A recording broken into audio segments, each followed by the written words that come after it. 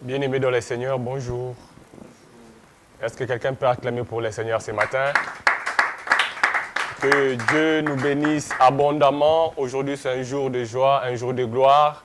Nous célébrons la Pâque, la mort et la résurrection de Jésus-Christ.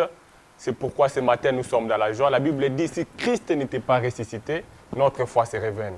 Mais comme Christ est ressuscité, laisse-moi te dire, bien-aimé dans le Seigneur, que ce que nous sommes en train de faire ce matin, ça a d'une grande importance dans la vie chrétienne. C'est pourquoi j'aimerais qu'ensemble, nous puissions remercier le Seigneur à cause de l'œuvre de la croix.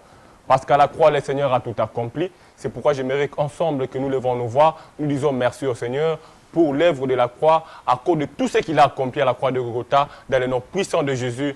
Nous levons nos voix, nous prions. Seigneur, nous te disons merci parce que tu es le Dieu de gloire. Nous te disons merci parce qu'il n'y a point de Dieu comparable à toi. Nous te disons merci parce que tu es le maître de temps et des circonstances. Aujourd'hui, Seigneur, nous célébrons, ô Père de gloire, la direction de Jésus-Christ de Nazareth. Seigneur, nous avons compris, ô Dieu, c'est au travers l'œuvre de la croix que nous avons tout acquis. Voilà pourquoi nous te disons merci, Seigneur, parce qu'à la croix, tu as pris nos fardeaux. À la croix, tu as pris nos péchés. À la croix, tu as pris nos iniquités. Et Seigneur, tu nous as rendus libres. Voilà pourquoi ce matin, nous te disons merci, Seigneur. Nous te rendons gloire, éternel Dieu. Nous te glorifions, Papa. Nous te célébrons, ô Roi, parce que tu es notre Dieu. Il n'y a point de Dieu comparable à toi. Il n'y a point de Dieu comme toi. À toi l'honneur et la gloire. À toi la magnificence. Ô Père éternel, Dieu de grâce. Merci, Seigneur, parce qu'à la croix, tu as tout accompli, Seigneur. Tu nous as garanti la vie. Tu nous as garanti la victoire, tu nous as garanti la bonne santé, tu nous as garanti, oh Dieu, la guérison, tu nous as garanti toutes les choses. Voilà pourquoi ce matin, oh éternel Dieu de gloire, nous te glorifions, Seigneur, nous te magnifions, Adonai, nous t'exaltons, le roi des rois, nous t'élevons la manne cachée, l'étoile bouillante du matin, notre vie et notre salut, oh roi de l'univers. Merci parce que Yahweh, oh Dieu, nous bénéficions de ta faveur. À la croix, oh Dieu de gloire, à ta résurrection, tu as fait de nous ta famille, oh Dieu de gloire. Quel privilège de t'appartenir. Merci pour tout ce que tu as accompli. Merci pour ta grâce, ô Père éternel. Merci pour ton amour. Merci pour ta fidélité. Merci parce que c'est toi qui es Dieu.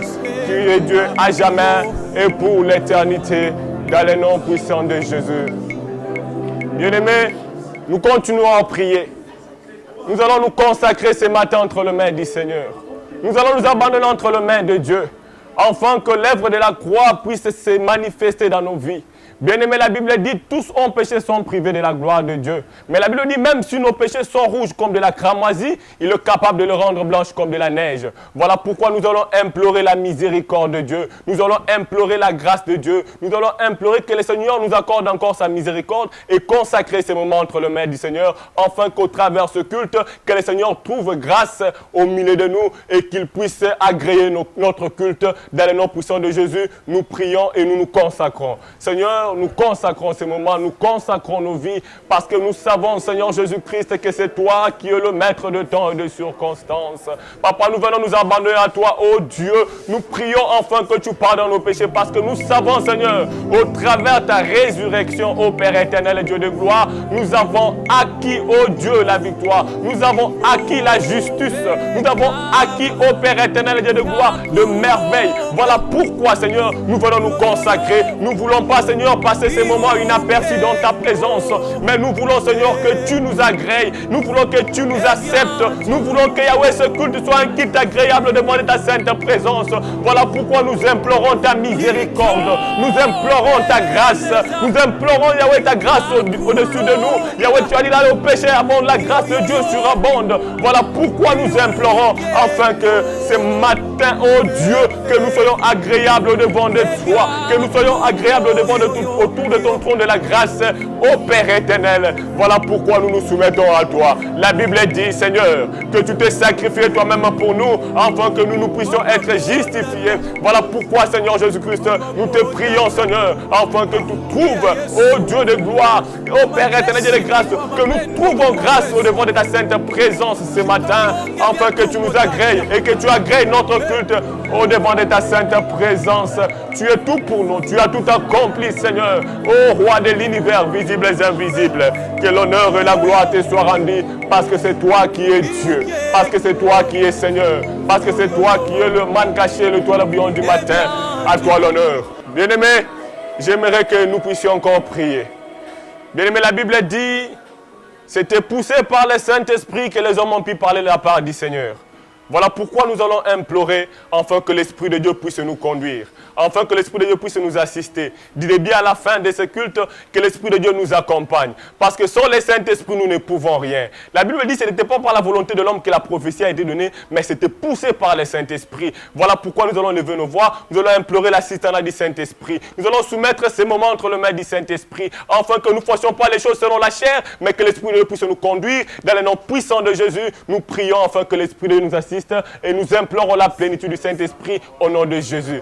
Père éternel, Dieu de gloire, Dieu de grâce, nous levons nos mains, ô Dieu, nous prions enfin que l'Esprit de Dieu puisse nous assister du début à la fin, que l'Esprit de Dieu puisse nous conduire ce matin, Seigneur. Sans toi, nous ne pouvons rien, cher Saint-Esprit. Sans toi, on ne fait rien. Voilà pourquoi ce matin, nous désirons la plénitude. Nous désirons la plénitude. Nous désirons la plénitude. Nous voulons que tu nous conduises. La Bible dit, oh Dieu, des fois nous ne savons pas ce qui nous convient de demander dans nos prières. Des fois nous ne savons pas ce qui nous convient de demander dans nos prières. Il n'y a que l'Esprit de Dieu qui intercède par des soupirs inexprimables. Voilà pourquoi nous prions, Seigneur, afin que ce moment soit un moment où l'Esprit de Dieu lui-même nous conduit, où l'Esprit de Dieu lui-même nous dirige, où l'Esprit de Dieu lui-même nous amène dans la profondeur et dans la hauteur, où l'Esprit lui-même nous accompagne pendant ces moments où nous célébrons ton nom, où nous célébrons ton nom. Cher Saint-Esprit, nous t'invitons ce matin, nous t'invitons dans ce culte.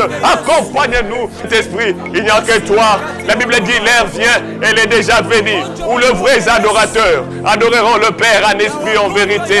Et ce sont là les adorateurs conduits par l'Esprit de Dieu, dans le nom puissant de Jésus. Dans le nom puissant. Merci pour ta présence. Merci parce que tu nous assistes encore une fois de plus. Merci parce que tu es là. Merci parce que tu as pris le contrôle. Merci parce que tu as pris le contrôle au nom puissant de Jésus.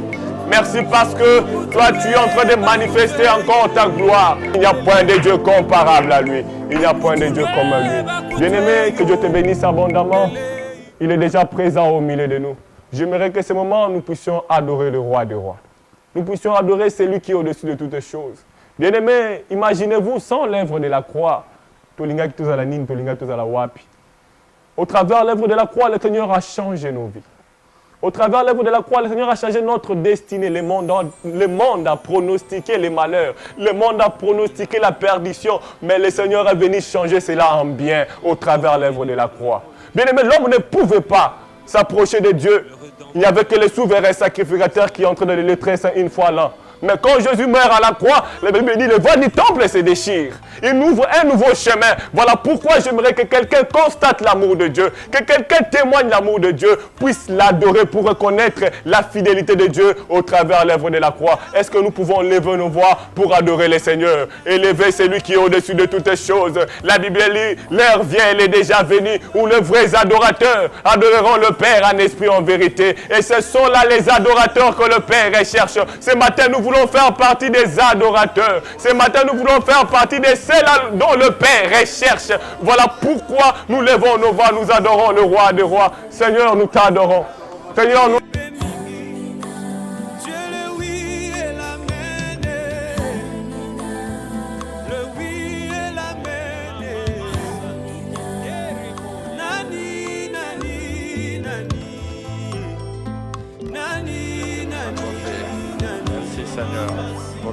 Seigneur, au nom de Jésus.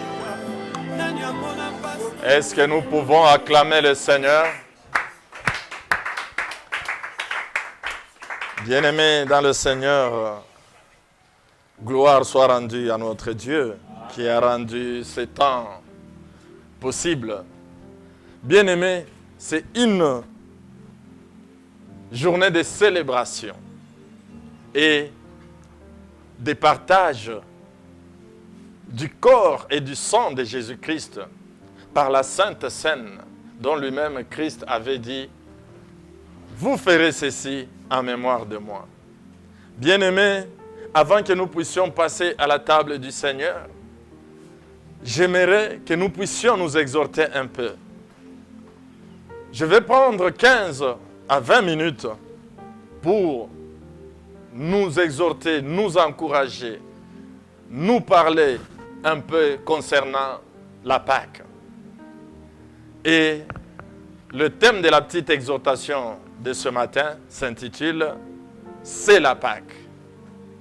Joyeuse fête des Pâques là où vous êtes. Est-ce que vous pouvez acclamer le Seigneur?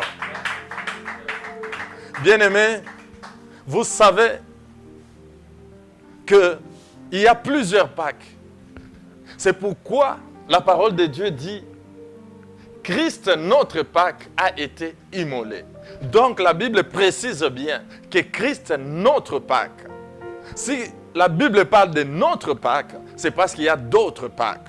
Mais avant d'entrer en profondeur, j'aimerais que nous puissions lire quelques passages que nous tirons. Nous allons lire dans 3 livres et quelques passages que nous avons sélectionnés pour vous faire l'économie du temps. Et parlant de la Pâque, nous allons lire Exode 12, 3, verset 7, verset 12 à 14. Mais là où vous êtes, vous pouvez lire tous les chapitres 12 du livre d'Exode. Mais moi, j'ai sélectionné quelques versets. Je lis le verset 3. « Parlez à toute l'assemblée d'Israël et dites, le 2e jour de ce mois, on prendra un agneau pour chaque famille, un agneau pour chaque maison. » Verset 7. « On prendra de son sang et on en mettra sur les 2 poteaux et sur les linteaux de la porte des maisons où on le mangera. » Verset 12. « Cette nuit-là, je passerai dans le pays d'Égypte et je frapperai tous les premiers-nés du pays d'Égypte, depuis les hommes jusqu'aux animaux, et j'exercerai des jugements contre tous les dieux de l'Égypte. Je suis l'Éternel. » Verset 13. « Le sang vous servira de signe sur les maisons où vous serez. Je verrai le sang et je passerai par-dessus vous. Et il n'y aura point de plaie qui vous détruise quand je frapperai le pays d'Égypte. Vous conserverez le souvenir de ce jour et vous le célébrerez par une fête en l'honneur de l'Éternel. Vous le célébrerez comme une loi perpétuelle pour vos descendants. » Et le verset 21 du chapitre 12 d'Exode dit « Moïse appela tous les anciens d'Israël et leur dit « Allez prendre du bétail pour vos familles et immoler la Pâque. » Et j'en profite pour lire directement 1 Corinthiens chapitre 5 verset 7. « Faites disparaître le vieux levain afin que vous soyez une pâte nouvelle, puisque vous êtes sans levain, car Christ, notre Pâque, a été immolé. » Hébreux 11, 24 et 28. C'est par la foi que Moïse, devenu grand, refusa d'être appelé fils de la fille de Pharaon.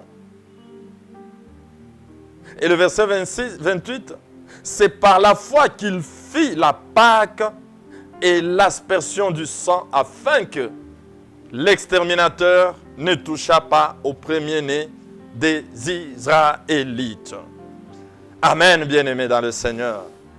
Amen. Oui, c'est la Pâque. Amen. Ce n'est pas une fête instituée par les hommes. Vous savez, notre Pâque est tirée de la Pâque juive. Les exégètes et les eschatologues sont d'accord que Israël est l'horloge du monde.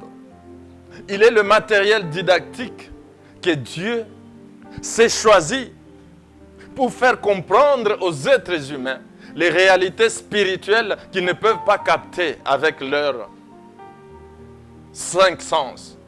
Car vous conviendrez avec moi que l'homme apprend facilement au travers ses 5 sens.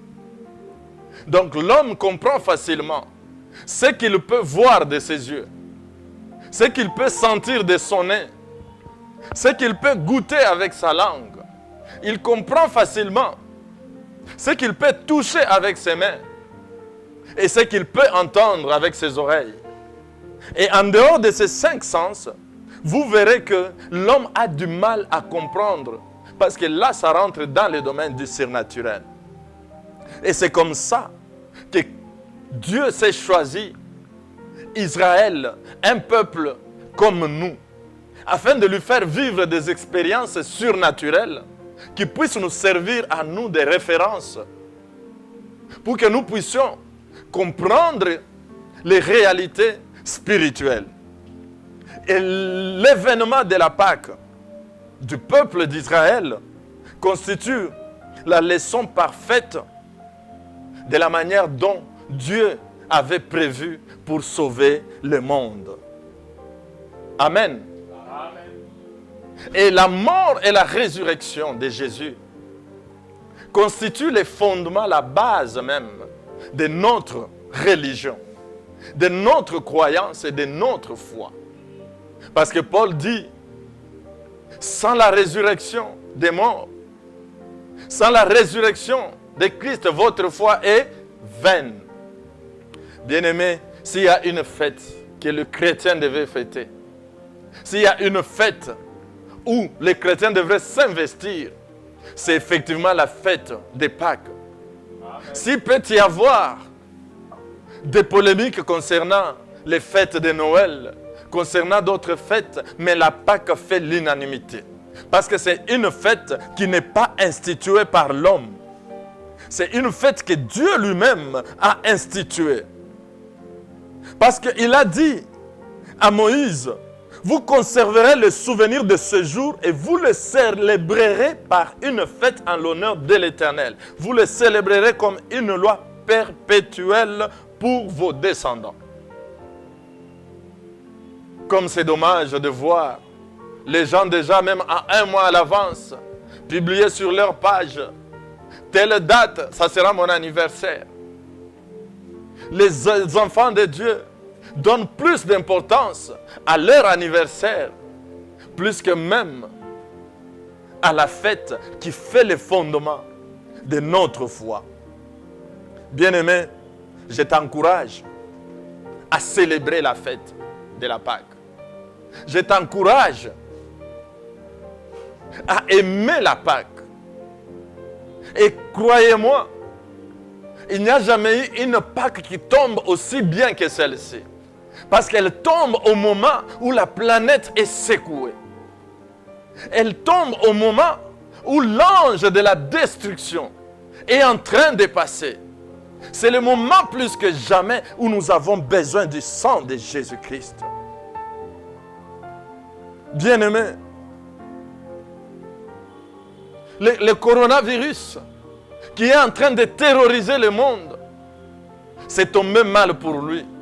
Parce qu'aujourd'hui, nous allons célébrer celui qui a rendu la mort impuissante. Nous allons célébrer le sang qui nous a rachetés. Bien-aimés dans le Seigneur, si nous voulons comprendre bien la Pâque, c'est passer par-dessus. Bien que nous célébrons la mort et la résurrection de Jésus, Pâques correspond à la mort. Parce que nous avons la vie dans la mort de Jésus-Christ et non pas dans sa vie. Imaginez-vous que Christ ait accompli tous les miracles qu'il avait accomplis et qu'on vienne l'arrêter parce qu'il est Dieu. Il se sauve jusqu'à mourir de vieillesse. Sa vie ne serait différente de celle de Moïse en rien. Parce que Moïse aussi a accompli des miracles. Mais là où il y a la différence, c'est que Christ n'est pas mort de mort naturelle. Il est mort d'une mort qui nous était destinée. Une mort réservée aux brigands.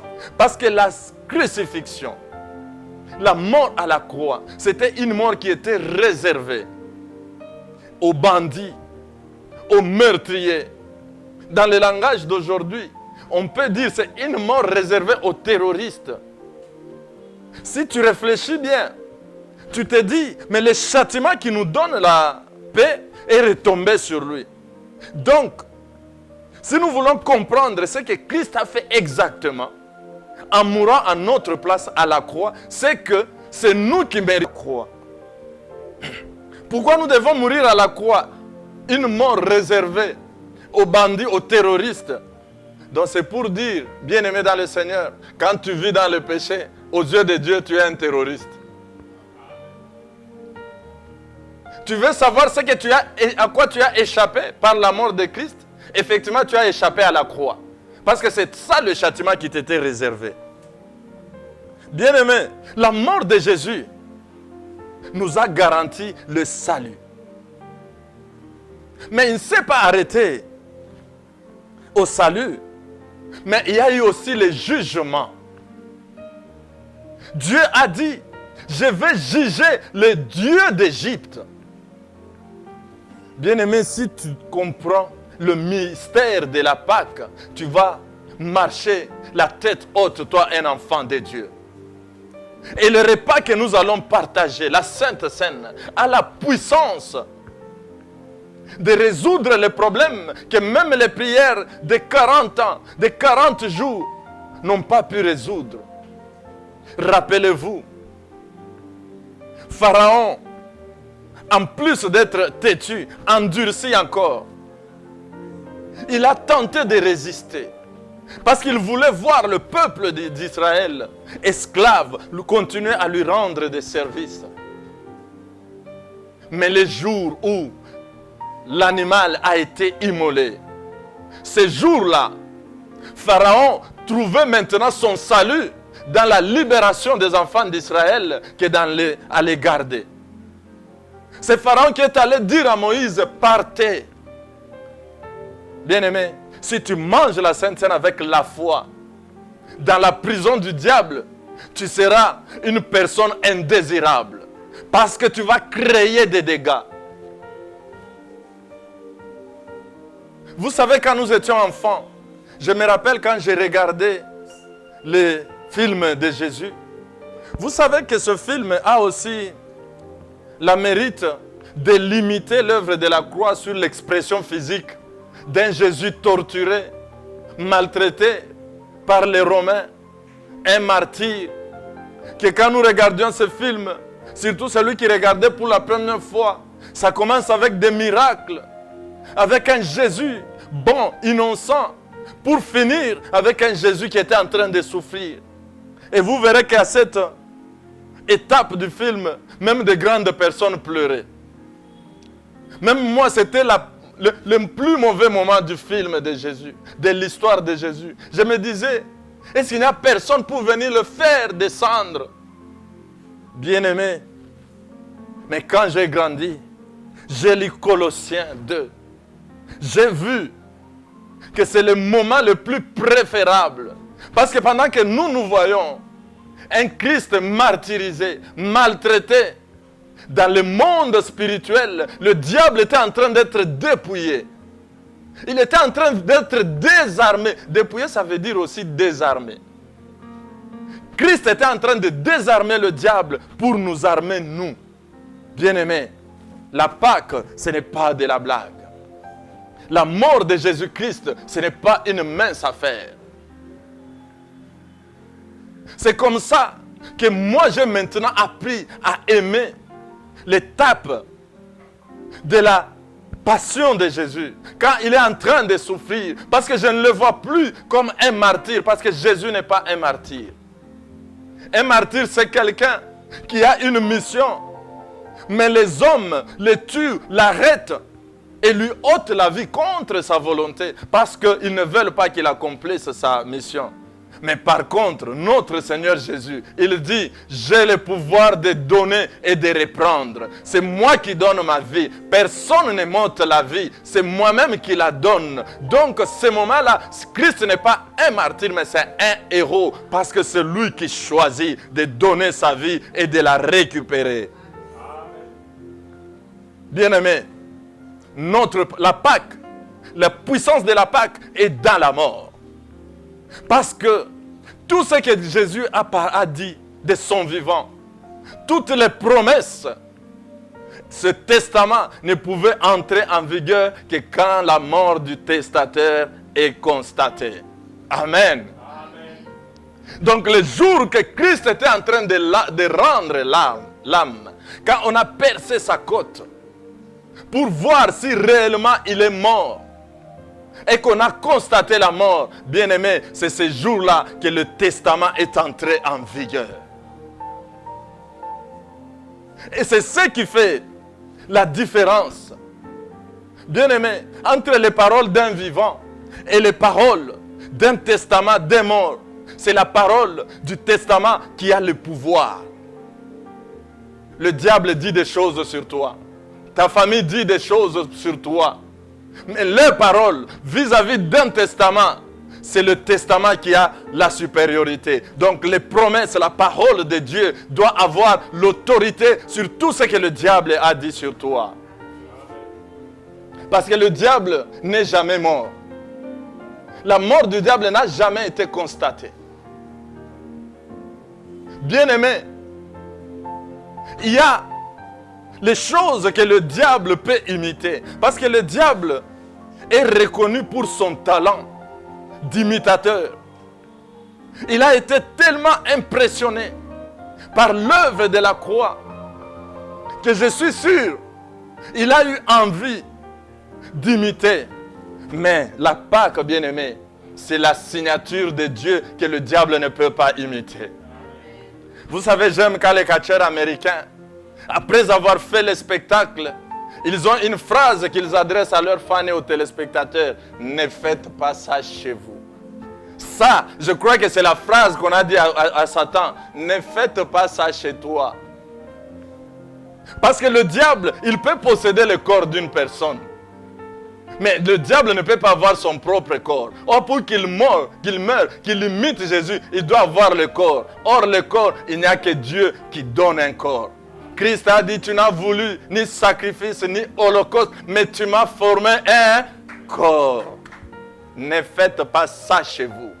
Donc, c'est une signature que le diable ne pouvait pas imiter. C'est pourquoi la parole de Jésus-Christ a l'autorité, parce que c'est un testament dont le testateur, la mort, a été constatée. Bien-aimé, tu vas me dire, mais les paroles de mes ancêtres, qui eux aussi ont parlé, mais ils sont morts, leur mort est constatée. Oui, bien-aimé, leurs paroles ont la force sur le vivant. Mais que vaut un testament s'il n'est pas respecté? Oui, le testament peut bien exister, mais il faut qu'il soit appliqué. Mais comment peut-il être appliqué s'il n'y a pas une autorité pour faire appliquer ce testament? C'est là qu'entre en scène le deuxième fondement de notre foi, la résurrection. Ah. Vous savez, pour que quelqu'un impose le testament, il doit avoir l'autorité sur tout le monde. Mais quel est cet homme sur la terre qui a le pouvoir, qui a l'autorité sur tout le monde? Qui est cet homme qui peut dire un mot et toute la planète suit? Il n'existe pas. Parce que même étant à la tête de la plus grande puissance du monde, le président des États-Unis, son pouvoir est limité dans le temps et dans l'espace. Dans le temps, il est limité à 2 mandats de 4 ans. Et dans l'espace, il s'arrête sur le territoire des États-Unis. Le président américain ne peut pas aller donner l'ordre en Chine. C'est pourquoi un testament peut souffrir d'une autorité pour le faire appliquer. Mais voilà que Christ, après sa résurrection, à la montagne des Oliviers, avant de partir, il dit, tout pouvoir m'a été donné dans le ciel, sur la terre et sous la terre. Bien-aimé dans le Seigneur, celui que nous célébrons a reçu tout pouvoir dans le ciel. Ça veut dire tous les anges, tous les esprits méchants dans les lieux célestes sont soumis. Il a reçu ce pouvoir sur la terre. Ça veut dire tous les hommes, tous les démons Et même les princes de ce monde des ténèbres sont soumis. Sous la terre, les séjours des morts, les esprits sous-marins sont soumis. Et c'est celui-là qui est ressuscité. Non pas pour récupérer l'héritage qu'il nous a donné, mais pour veiller à ce que son testament soit appliqué. Ah, est-ce que tu peux acclamer? C'est pourquoi sans la mort et la résurrection de Jésus, notre foi est vaine. Le diable s'étant rendu compte, après qu'on lui ait fait jouer au qui perd gagne, pendant qu'il a sonné des coups, il ne savait pas que Christ était en train de donner sa vie. Le diable a voulu maintenant bloquer sa résurrection. Officiellement, ils ont mis la grosse pierre devant la tombe pour empêcher que les hommes n'entrent pour voler son corps. C'était officiellement pour empêcher les hommes d'entrer. Mais officieusement, le diable s'est dit, mettons une très grosse pierre. Quand il va ressusciter, même s'il est ressuscité, comment il va sortir? Donc il mourra même de faim. Il ressuscitera. Mais personne ne saura qu'il a ressuscité jusqu'à ce qu'il meure. Mais il ignorait que le Christ ressuscité, ce n'est plus le Fils de l'homme. Celui qui ressuscite, c'est celui qui a existé autrefois sous la forme de Dieu et qui s'est dépouillé de lui-même. Celui qui ressuscitait, c'est celui qui récupérait tout son pouvoir. Il ressuscitait avec un corps arrêtable. Pendant que les disciples étaient dans les 4 murs enfermés, il est apparu. Bien-aimé, c'est pourquoi j'ai dit, si la pierre a été roulée devant la tombe de Jésus, ce n'était pas pour lui permettre de sortir, parce que la pierre ne pouvait pas l'arrêter, mais c'était pour permettre aux hommes d'entrer dans la tombe et de constater que le tombeau est vide. Bien-aimés, nous croyons à celui qui est vivant, que nous sommes déjà au moment où nous devons partager le pain, mais je crois que ce que le Saint-Esprit t'a dit ce matin, c'est ce qu'il fallait que tu saches. Que là, nous sommes en train de célébrer la puissance du nom de Jésus-Christ, notre Sauveur. Est-ce qu'on peut acclamer le Seigneur? Pour ceux qui nous suivaient en direct, nous sommes arrivés au moment où nous voulons partager la Sainte Seine. Et après avoir rendu grâce, il dit, ceci est mon corps qui est rompu pour vous. Faites ceci en mémoire de moi.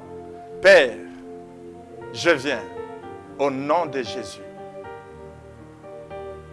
présenter ces pains qui symbolisent le corps de notre Jésus-Christ, notre Pâque qui a été immolé.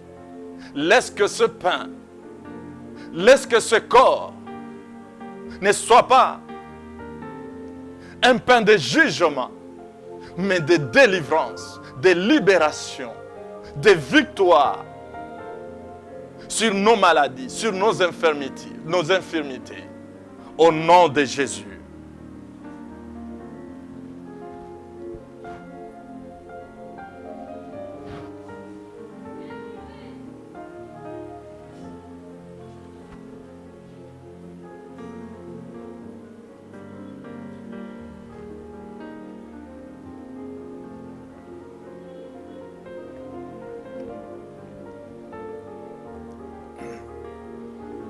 Bien-aimés, vous pouvez faire le même geste aussi à la maison où vous êtes. Et la Bible dit de même, après avoir soupé, il prit la coupe et dit, cette coupe est la nouvelle alliance en mon sang. Faites ceci en mémoire de moi toutes les fois que vous en boirez. Père, au nom de Jésus, nous venons te présenter ce breuvage qui symbolise le sang de l'alliance Ta parole déclare, ils l'ont vaincu à cause du sang et de la parole de leur témoignage. Ce sang, ô Éternel, représente un bouclier contre l'ange de la destruction. Quels que soient les vents de la maladie, quelle que soit l'attaque de l'ennemi, ce sang est notre garantie. Garantie pour le salut, garantie pour le rachat de nos péchés. Laisse que ça ne soit pas une coupe du jugement, car ce n'est pas le sang qui crie vengeance, mais c'est le sang qui crie pardon. Père, nous le prenons avec action de grâce, sachant que c'est le sang de la victoire. Au nom de Jésus. Amen.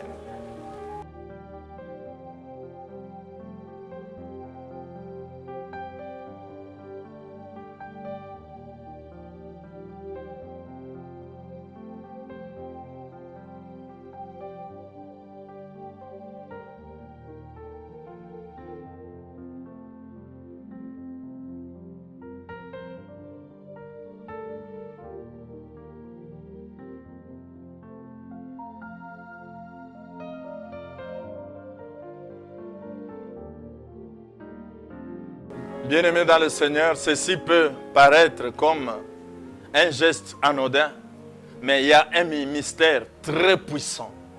Même une maladie qui a résisté au traitement, à cause de cette scène, crois que tu es guéri. Quels que soient les démons qui t'ont attaqué, la prison dans laquelle on t'avait mis, sache que à cause de l'agneau de Dieu qui ôte les péchés du monde, tu es libéré au nom de Jésus. Si tu le crois, prends la position que tu veux là où tu es. Adore ce Dieu-là. Rends effectif l'œuvre de la croix dans ton corps au nom de Jésus. Oui, Seigneur Jésus. Nous venons au-devant de toi pour t'adorer. Qui peut se comparer à toi? Qui peut s'égaler à toi? Père, tous ceux-là qui ont vécu dans cette chair, ils sont morts et leurs os sont dans les tombeaux. Oui, Seigneur, il y en a qui sont morts pour leurs intérêts. Il y en a qui sont morts, ô Éternel Dieu, pour l'amour envers ceux qui les aimaient. Mais regarde, toi, tu es allé mourir à la croix pour nous les pécheurs, pour nous qui étions semblables aux terroristes. Seigneur Jésus, nous savons que la Sainte Seine que nous venons de prendre ce matin, c'est une Sainte Seine de victoire, de guérison, de prospérité, de gloire. Oui, Seigneur, nous t'élevons, nous te magnifions.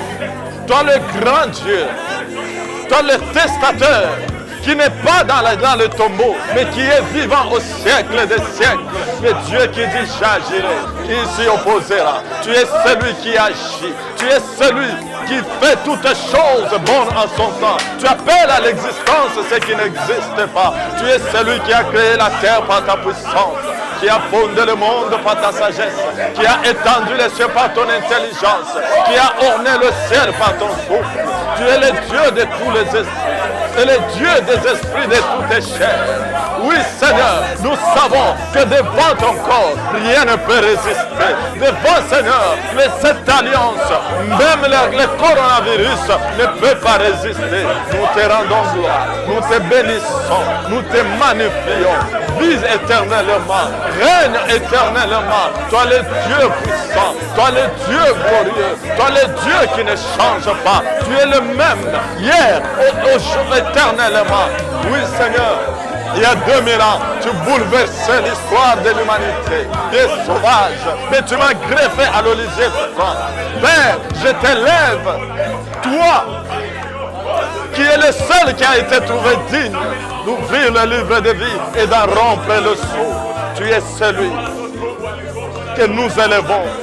Toi la manne cachée, toi la rose des Saron, toi les lys de la vallée, toi qui vis à jamais, toi notre souverain sacrificateur, toi le roi des rois, le Seigneur des seigneurs. C'est toi le Dieu bon et bienfaisant. miséricordieux et compatissant, lent à la colère, lâche en miséricorde, riche en bonté et redoutable en puissance. Nous te bénissons, nous te magnifions. Oui, Seigneur, nous savons qu'aucun mot ne peut te qualifier. Aucun adjectif du langage humain ne peut te qualifier. Tu es plus grand que la grandeur. Tu es plus large que la largeur. Tu es plus profond que la profondeur. Tu es grand, infiniment grand, au point que les cieux, ni les cieux des cieux, ne peuvent te contenir. Oui, Seigneur, des fois, nous avons envie de te dire, lis dans nos cœurs, Seigneur, parce que nos bouches ne savent pas exprimer exactement ce que tu es. Et là où nous avons manqué de mots, laisse que nos mains, Seigneur, Jésus-Christ. Nous avons ainsi prié et nous disons Amen. Que Dieu vous bénisse. Et nous sommes à la fin de notre culte pascal. C'est peut-être la fin du direct, mais la célébration continue. Nous allons célébrer là où tu es, célèbre aussi dans la louange, dans l'adoration, parce que c'est une fête. C'est aujourd'hui que nous pouvons nous tenir, même devant le coronavirus, lui dire que tu es vaincu. Amen. Tu n'es pas le plus grand des microbes.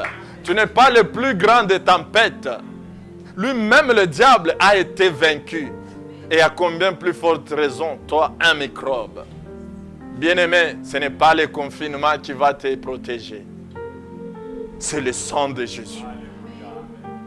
Ce n'est pas la chloroquine qui va te soigner, qui va te guérir. La chloroquine va te soigner, mais la guérison vient de l'Éternel. Ceux qui sont morts, ce n'est pas qu'ils n'ont pas pris la chloroquine. Ceux qui ont survécu, ce n'est pas parce qu'ils ont pris la chloroquine, mais parce que celui qui a dit tout est accompli, a accompli notre guérison à la croix. Donc célèbre-le. C'est le jour normalement où tu devais même t'acheter de nouveaux habits, préparer du poulet, faire la vraie fête, plus que même ta fête d'anniversaire. Nous allons continuer notre fête. Nous sommes arrivés à la fin de notre direct. Nous pouvons élever nos mains là où nous sommes, rendre grâce à Dieu pour ce moment merveilleux où nous sommes entrés dans le sacerdoce avec Christ et lui rendre gloire au nom de Jésus. Père, que nous avons partagé avec ton peuple. Oui, Seigneur, nous savons que si toi tu nous bâtis la maison, ceux qui bâtissent travaillent en vain. Si toi tu nous protèges la ville, ceux qui veillent en vain. Au rendez-vous.